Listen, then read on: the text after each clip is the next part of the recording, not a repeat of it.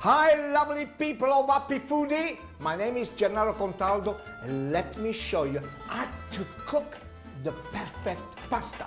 First of all, you need about 10 grams of salt for every liter of water. Here, I have 100 grams of pasta, just one pasta inside. Oh man, let me get my chopsticks out for their intended purpose.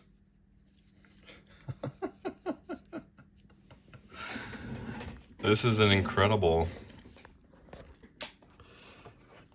entanglement of leads, the likes of which I've never seen.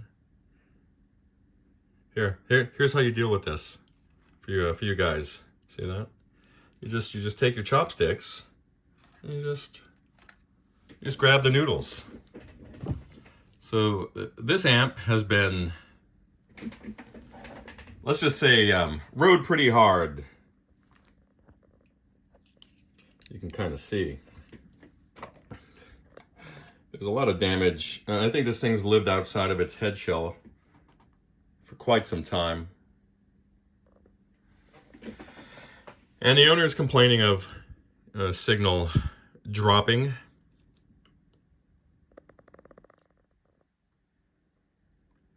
And he's taken it apart, carefully labeled all of the connections, and he's reassembled it, but the problem persists.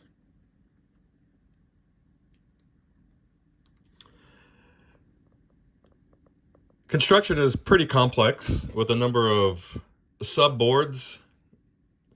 As you can see, just to access the rear panel, you need to remove quite a few things. And the same goes for the front control panel PCB, which is also the preamp tube PCB.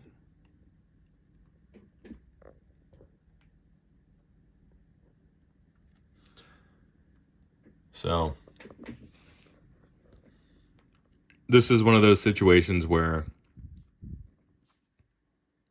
the cost of the actual analysis and repair will likely exceed the value of this amp on a used market, at least in this condition.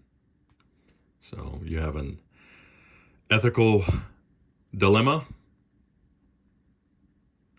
You need to decide whether or not this is worth undertaking, and ensuring that you're communicating with your customer so that expectations are set and met. So I think that this is going to be a pass on my end.